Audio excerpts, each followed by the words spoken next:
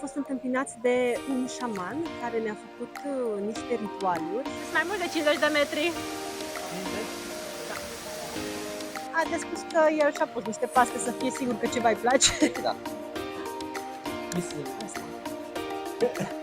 Asta l-aș cumpăra eu acasă. Aule de iubire. Și aici te poți apropia. Mai și erau sacrificii umane.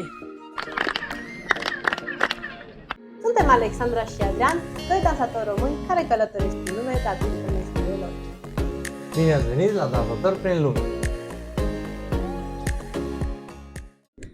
Bună dimineața din Playa del Carmen, este ora 7:30 și suntem în drum spre stația de autobuz ca să luăm un autobuz să ne ducă la un autobuz și mai mare, pentru că astăzi mergem la Chichén Itzá. Mergem să vizităm piramida lui Kukulkan, piramida cea maiașă, adică una dintre cele 7 minuni ale lumii. Și acum ne aflăm pe drum spre stația de autobuz. Plecăm de vreme, să sperăm că nu va fi aglomerat. Am înțeles că o să facem undeva la 2 ore jumate, 3 din Playa del Carmen până în Chichén Itzá. Și pe urmă, acolo vom avea un tur, avem și ghid, vom merge și la cenote. Deci va fi o zi plină, suntem treziți de la ora 6 și abia așteptăm să ajungem să vedem despre ce este vorba. Ne mai auzim de pe drum. Am urcat în microbuzul care ne va duce spre punctul de plecare principal, iar în această călătorie scurtă de 20 de minute am mai oprit de câteva ori pentru a prelua și alți turiști. Am ajuns la autobuzul mare, cel care ne va duce la Chichén Itzá. I-am dat biletele fetei care se ocupă de organizare, după care ne-am urcat în autobuz și ne-am căutat locurile, iar partea cea mai bună a fost că nu era deloc plin, așa că ne-am așezat lejer și ne-am bucurat că o să avem un drum confortabil până la prima oprire.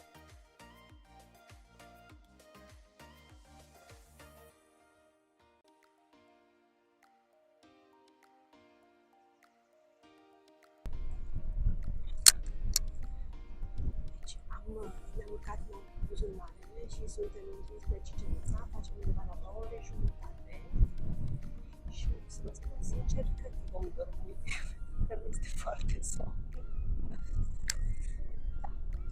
Să ne auzim din Chichén Itzá. Deși eram convinși că o să adormim instant, mai ales că ne-am trezit la 6 dimineața, planul nostru de somn s-a dus rapid, pentru că ghidul nostru a început să vorbească la microfon și nu s-a mai oprit. Însă trebuie să recunoaștem că a fost și super interesant, pentru că ne-a povestit despre Mexic, despre Yucatan, despre cultura și istoria maiașă, despre drumul pe care mergem și, bineînțeles, despre Chichén Itzá. Ba, chiar ne-a arătat și imagini pe tabletă, așa că până la urmă somnul s-a transformat într-un fel de documentar live direct din autobuz. Între timp, Adi a reușit să adormă fără nicio problemă, în timp ce eu eram încă super trează și mă tot uitam pe geam, încercând să mă conving că poate adorm și eu, dar fără succes. Așa că până la urmă am renunțat la idee și m-am apucat să filmez tot ce vedeam pe drum, de la peisaje până la momentele random din autobuz, pentru că deja era clar că pentru mine excursia începuse fără pauză de somn. M-am trezit exact în ora de istorie când ghidul mi-a dat să vedem și să atingem o bucată de hârtie făcută de maiași direct din scoarță de copac, material tradițional cunoscut sub numele de hârtie de tip amate, care era folosit încă din vremurile vechi pentru scrieri, desene și chiar ritualuri.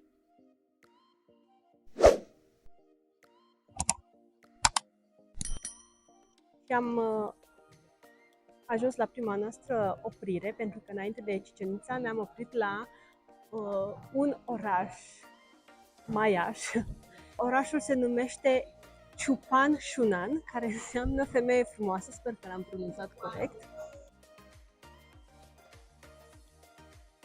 La intrarea în comunitatea maiașă era amenajat un cort în stil tradițional, cu acoperiș din paie, unde localnicii își expuneau produsele făcute manual, iar după ce am intrat înăuntru am început să ne uităm la toate detaliile și chiar îți dai seama câtă muncă și tradiție este în spatele fiecărui obiect, de la sculpturi din lemn și piatră până la măști tradiționale, bijuterii, țesături colorate și tot felul de suveniruri inspirate din cultura maiașă. Iar unele dintre uneltele și micile mașinării pe care le folosesc sunt create chiar de ei, ceea ce face ca totul să fie și mai autentic și interesant de văzut. Iar apoi am avut parte și de un moment special de purificare, unde astfel de ritualuri sunt folosite încă din vechime pentru a curăța energia și pentru a te pregăti înainte de a intra în locuri considerate sacre. Aici am fost întâmpinați de un șaman care ne-a făcut niște ritualuri și ne-a purificat cu un fel de apă din senotele secret, care este aparent ca și apa sfințită la noi, și bineînțeles cu tot felul de esențe de la ierburi ca să ne purifice sufletul. They don't have milk. No, only have cocoa, honey bee, and cinnamon. Yeah, don't have milk because. Și suntem la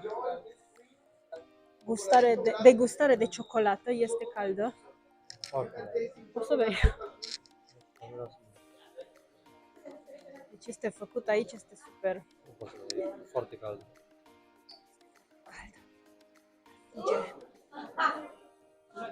Degustare de miere, de ciocolată, de tequila. Noi nu bem alcool, dar poți să degusti și tequila. Noi este cu ciocolata. Da. Aștept să răcească, că este foarte fierbinte.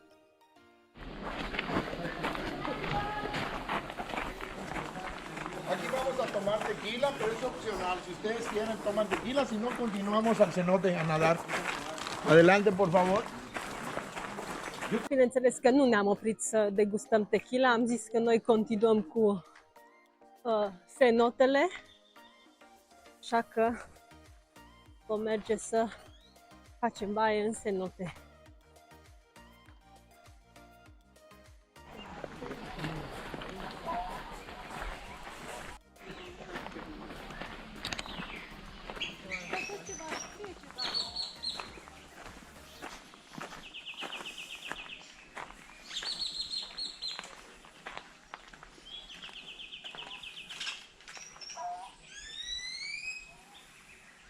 Cameră și baia.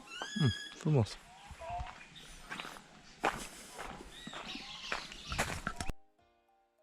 Adi a fost să filmeze înăuntru o casă de maiași. Foarte frumos. Două camere. Două camere. Spre cenote.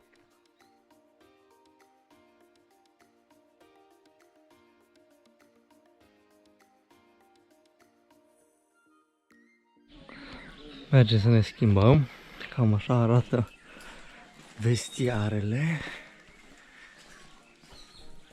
Un cearceaf. Tragi cearceaful, te schimbi frumos. După care mergem să ne luăm vesta de salvare și să înotăm în cenote.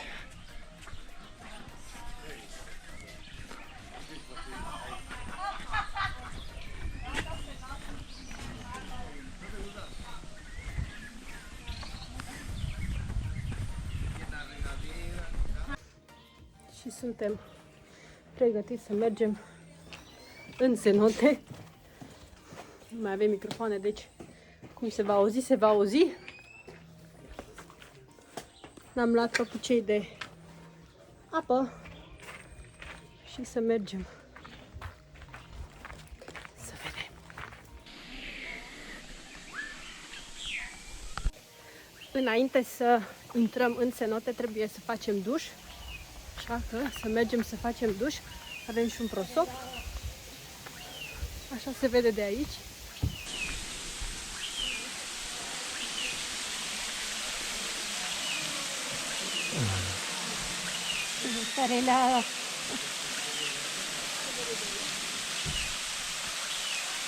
Avem noroc că suntem printre primii ajuns și atunci e foarte liber.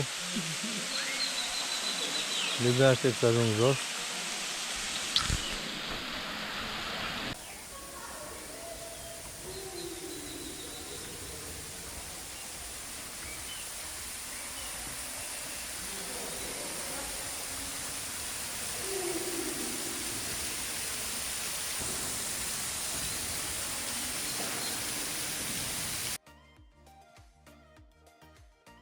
Și suntem în cenote. Am ajuns jos, suntem pe un pod acum, de aia stăm în mijlocul apei. Da. Bineînțeles că nu putem intra aici fără aceste veste roz foarte minunate. Și am zis că să ne facem o poză.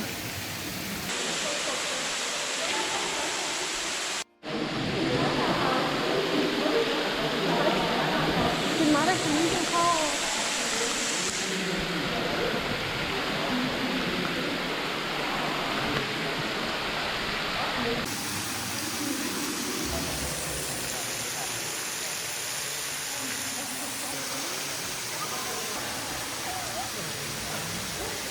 Sunt mai mult de 50 de metri. 50? Da.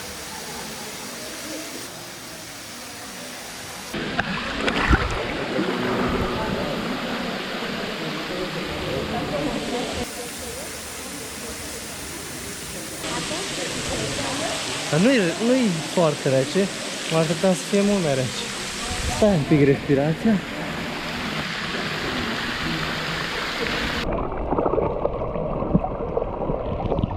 Aici trebuie să vii să-mi faci poză. Da? Da. Loc? Da. Să mă fac prin brațe. Ești printre.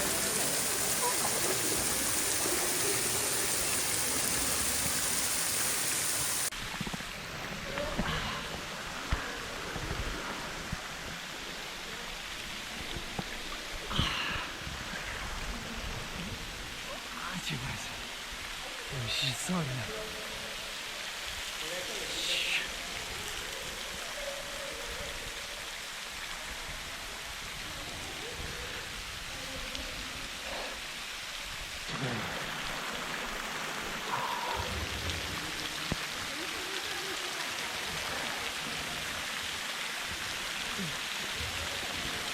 Mai mult de 50 de metri adâncime, deci... Nu ajungem. Nu. Da. E bun, e ușor cu vesta chiar și... Păi îți dai seama.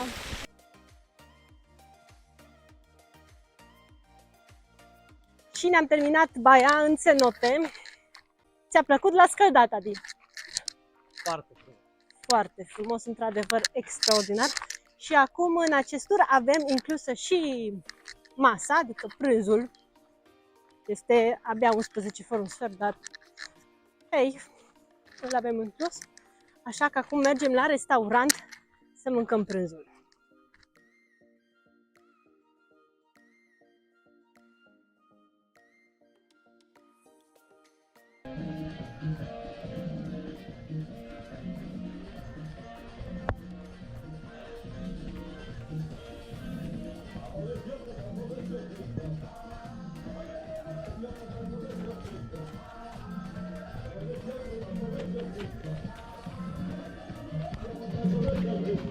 Tot înainte trebuie să mergem.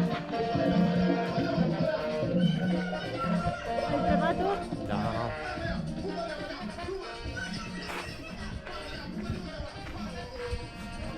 Deci unde înseamnă? După Fernando! Aici o să mâncăm? Con carne de qué? De cochinita pibil, pies de cerdo. Y todo es cerdo. Pollo, Pollo, cerdo y cerdo. cerdo, cerdo. Sí, yo quiero con pollo. Un taco con pollo. Gracias. Y uno con cerdo.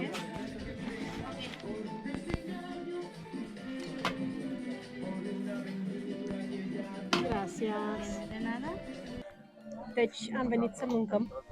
Aparent această mâncare este maiașă. Să vă arătăm ce ne-am pus în farfurie. Aici avem o supică ciorbiță, are ceva cărniță. Aici avem dos taquitos, așa, cu cărniță de pui primul de aici cu pui, cel de aici cu carne de porc.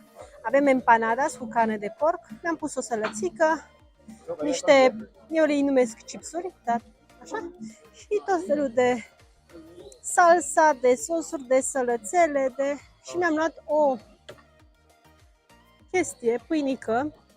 Mă gândeam pentru ciorbică. A de spus că el și-a pus niște paste să fie sigur că ceva îi place. Da.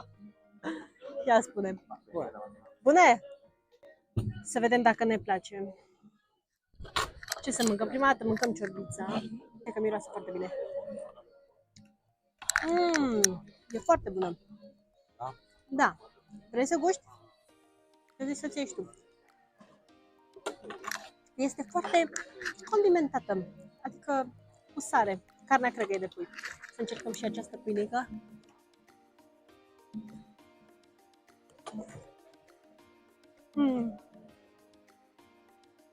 Asta e ceva. Un condiment. Sunt foarte slabă la ghici condimentele, deci nu prea.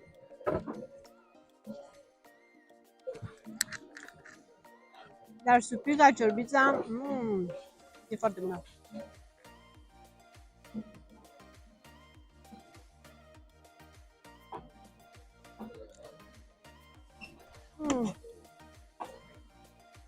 Mie mi se pare că pișcă ăsta de pui. Un pic mai tare. Și terminăm și empanada. Și continuăm cu taquitosul de porc.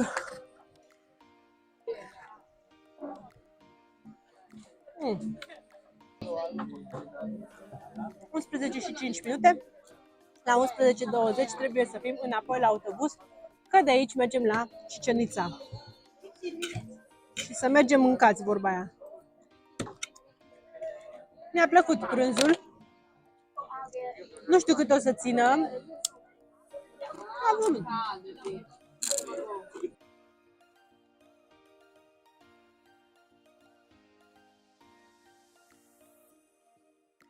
După baie și prânz ne-am oprit și la degustarea de tequila, chiar dacă la început am zis că nu bem alcool și am degustat doar ciocolată, dar până la urmă ne-am răzgândit pentru că e ceva specific mexican și pentru că nu puteam să plecăm fără să încercăm, mai ales că aveau o mulțime de arome interesante.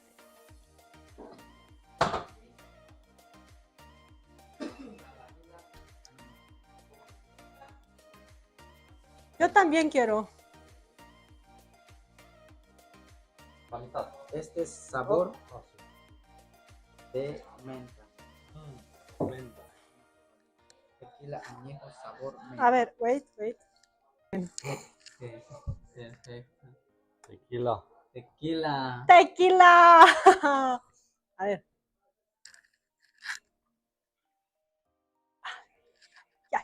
Tenemos de sabores. El del café está riquísimo. De café. Sí, ahorita De le café. traigo uno. De café, yo amo el café. Muy bueno.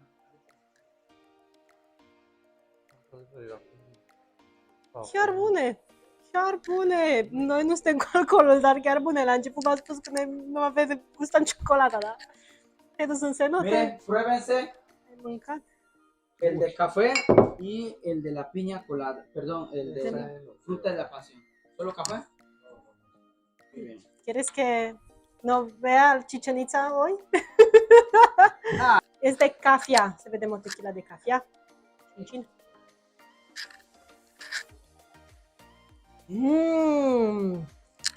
Riquísimo. Asta îmi place. Asta l-aș cumpăra eu acasă. Muy bueno. Gracias. Sí, un placer. Foarte bun. Foarte bun. Noi nu bem alcool, n-avea rost să cumpărăm. Dar dacă ajungeți în Mexico și vreți să beți o tequila bună și vă place și cafea așa cum îmi place mie, perfect. Tequila cu cafea este pentru voi. Acum, sincer, ne cam grăbim.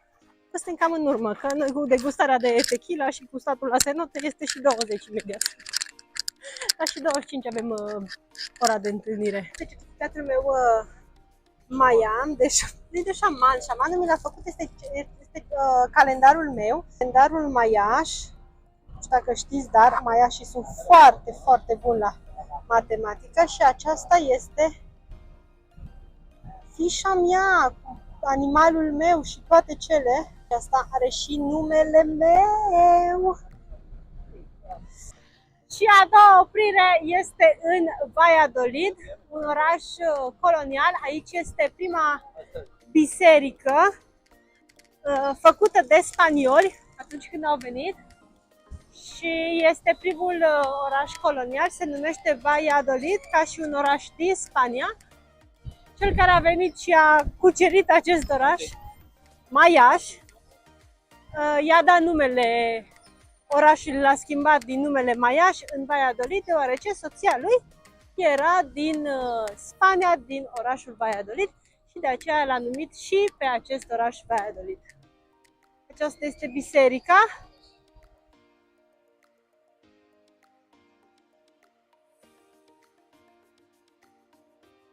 Și acum ne plimbăm prin parc.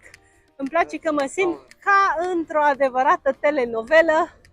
Toate telenovelele la care eu m-am uitat de mică arătau scene în care, bineînțeles, cuplurile se întâlneau în parc.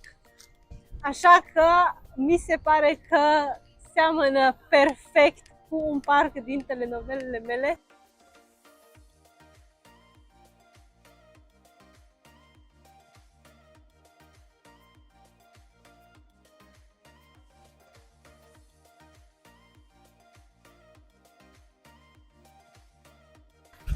Să ne așezăm pe băncuță, cât de frumos. Vă întrebați unde este Adi, nu? Și cum vorbesc eu dacă nu este lângă mine? Ei bine, este chiar lângă mine și față în față. Să putem să comunicăm frumos. Da, sunt chiar interesante și foarte bine gândite, că așa ne vedem și putem să stăm exact, relaxați. Stai comod fiecare pe asta, pe bancuța lui și ce este interesant că deși sunt la soare și eu am rochiță, nu sunt fierbinți. Deci piatra din care e făcută nu se înfierbântă. Bineînțeles că vedeți și celelalte bănci care merg jur împrejurul statuii din mijloc. Aule de iubire. Și aici te poți apropia. Să pop. Și te poți buba. Ce frumos!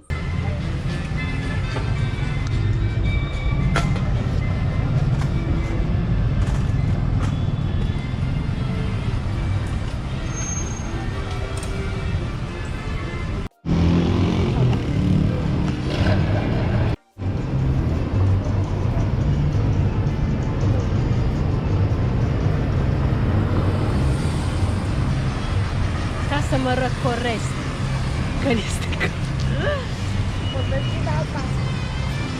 30, gracias. E de portocală. Da? E dulce.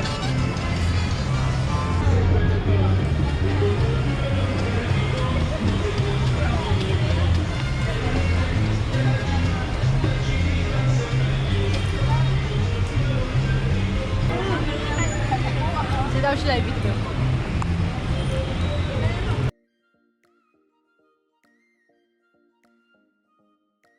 Și acum ultima oprire este la Cicenița. Este destul de târziu, este 2 fără 10, este destul de cald. Aceasta este distanța de unde pot să filmez, deoarece trebuie să țin telefonul în mână, că nu am voie cu selfie stick, cu nimic, stabilizator și alte chestii. Și bineînțeles că Adi plătește pentru GoPro ca și în alte locuri turistice de prin Mexic. A plătit GoPro-ul.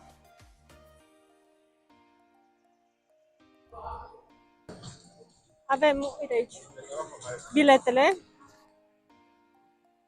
Se verifică, bineînțeles, și ghiozdanele. Așa că trebuie să arătăm ghiozdanele. Și ne-au împărțit în 2 grupuri. Un grup care vorbește spaniolă și un grup care vorbește engleză. Pentru că avem ghiz separat. Suntem cu grupul care vorbește spaniolă și ghidul nostru ne va duce spre, bineînțeles, piramidă. Ne oprim și la ceva cenote pe drum. Avem un drum de 30 de minute pe jos, așa că este cald, dar a 7-a minune a lumii, una dintre cele 7 minuni ale lumii, eu cred că merită asta. Și am ajuns la Cenota Sacră, un loc foarte important pentru maiași. Se spune că apa de aici făcea legătura cu lumea zeilor și tot aici aveau loc ritualuri și chiar sacrificii pentru a cere protecție sau ploaie. Unul dintre cele mai interesante lucruri de la Chichén Itzá este piramida lui Kukulkan. În timpul echinopților, umbrele creează iluzia unui șarpe care coboară pe trepte. Legenda spune că șarpele coboară până jos și apoi intră în cenote. La baza scărilor sunt două capete de șarpe sculptate, iar când vezi tot efectul împreună chiar pare real. Piramida nu este doar spectaculoasă, ci și super precis construită. Are în total 365 de trepte, exact ca zilele dintr-un an. De 3, 1, 2, 3.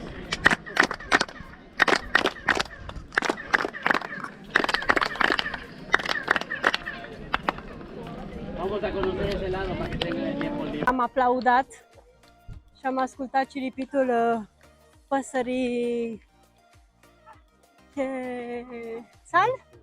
Cred că chețal. Dacă m-am încurcat, îmi pare rău. Chiar am încercat să fiu atentă la ora de istorie. Update. Chețal se spune. Am spus chiar bine. Deci am aplaudat și am ascultat sunetul păsării chețal, care nu este din Mexic, ci este din Guatemala. Deci nu au această pasăre aici.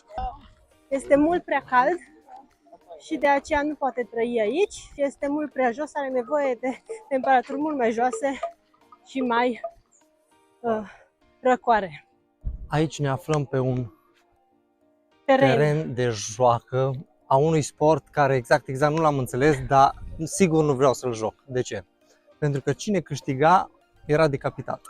Da, îl foloseau ca și sacrificiu, să dea un fel de ofrândă, se zice, da, să îl dea la zeu.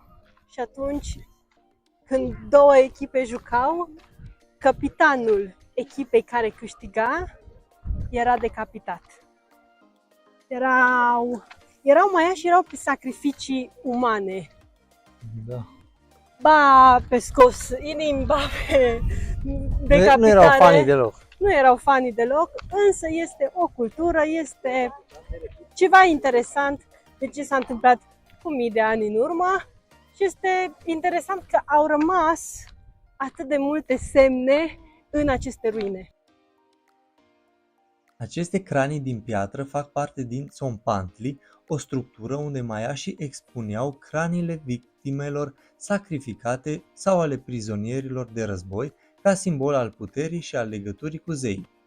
Acesta este terenul unde maiașii jucau un sport cu mingea, având un rol religios în care aveau voie să o lovească doar cu șoldul sau cu umărul, fără să folosească mâinile, iar scopul era să o treacă printr-un inel de piatră, lucru deloc ușor. Nu exista o durată fixă ca astăzi, iar meciurile puteau dura zile întregi. Această piramidă celebră a lui Kukulkan este considerată una dintre cele 7 minuni ale lumii moderne din anul 2007. Piramida din Chichén Itzá este construită cu o precizie incredibilă și are 4 laturi, fiecare cu câte 91 de trepte, iar împreună cu platforma de sus ajung la 365, exact ca zilele dintr-un an, cum am spus și mai devreme. Are aproximativ 24 de metri înălțime, iar templul de deasupra mai adaugă încă 6 metri. Iar din 2006 este interzisă urcarea pe scări, deoarece este periculos. Chichén Itzá, 7-a minune a lumii. Chiar frumos, are 3 nivele. Au făcut primul nivel peste câțiva ani, al doilea nivel și ăsta e al treilea nivel care se află acum. Foarte frumos. Ajungem la locul unde sacrificau. Aia și ăștia erau pe sacrificii. Aici este un alt loc unde se desfășurau sacrificii, iar în cadrul unor ritualuri, inimile erau oferite zeilor pentru că maiașii credeau că astfel mențin echilibrul dintre oameni și lumea divină.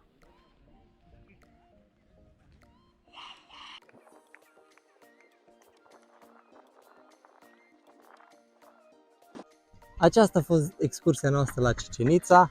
Am vizitat și un oraș, Valladolid, mie mi-a plăcut foarte mult și am făcut baie și într-un cenote care a fost extraordinar. Extraordinar, o apă extraordinară, dulce și nu era doar răcoritoare, nu era rece, a fost foarte frumos. Și am terminat excursia la Chichén Itzá. Aceasta a fost ultima oprire, să vedem cea de-a 7-a minune a lumii, care chiar merită să vii să o vezi. Și la 35 de grade. Exact, și la 35 de grade este foarte cald, încă este ora 3:30 și eu cred că sunt vreo 35 de grade.